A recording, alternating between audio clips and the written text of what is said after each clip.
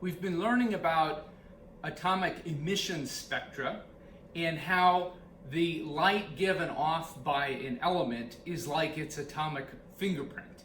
Every single atom has its own set of energy levels from which electrons jump down from one level to another, and in so doing give off light of a certain wavelength.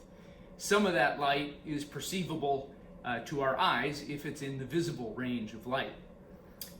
So in this exercise, what we're going to do is take a box that's going to subject a gas-filled tube to an electric current. And what will happen is I'll flip the switch and I'm going to insert a tube into this electrical box.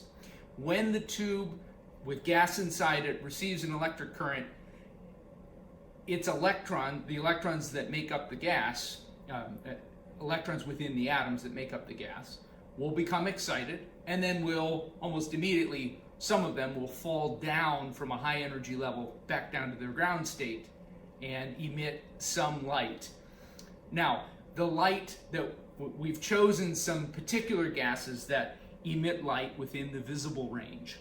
Let's start with a tube of gas containing neon. Neon is, of course, one of the noble gases, and I'm sure you've heard of neon lights. Well, neon actually glows a particular color, and it's not like you can have other colors from neon. Now, when we use the term neon light in everyday language, we mean any kind of a glowing gas light. But real neon looks like this. See the reddish color? Now, to perceive the emission spectra, we need special goggles. These are just cheap 3D goggles, but the plastic inside of these, there's a sheet of plastic that has a diffraction grating, which will allow you to see the different bands of color emitted by neon when it's excited. So if we were in lab, I'd have you put the glasses on and look at the different bands of color. What I'm going to do now is walk around and put a diffraction grating onto the camera of our device here. Let's fix you up with some 3D glasses here. And hopefully, now you see more than just red. You might see some lines of orange and really faintly maybe a little bit of green. So that's neon's emission spectrum. Now let's switch to a different element. I have another gaseous tube, gas-filled tube. This one contains argon. Argon. Now let's switch to another noble gas above neon in the periodic table this time. That would be helium. Let's turn this light on. Ooh. So here we see several different colors in the visible range. There's a beautiful orange and an indigo.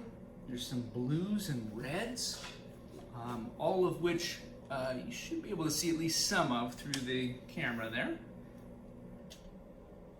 Now for a couple of fun ones. I've got a gas of mercury. So it doesn't have to be a noble gas to get an emission spectrum. Every single element will have its own emission spectrum. Take a look at this one. Ooh, kind of blues and greens. These are cool colors. There are some, I do see some oranges and reds if you look very closely.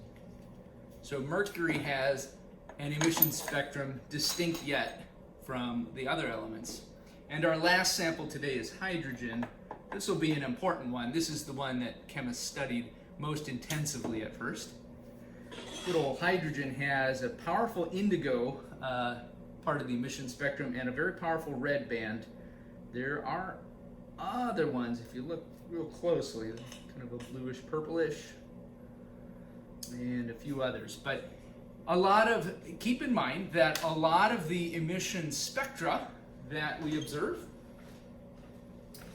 consist of bands of light that fall outside the visible range. And if it's outside the visible range, then obviously our eyes can't perceive it. But there are pieces of equipment that can read color signatures much better than the human eye can. Nevertheless, this is a fun little exercise. It's especially fun to do in class.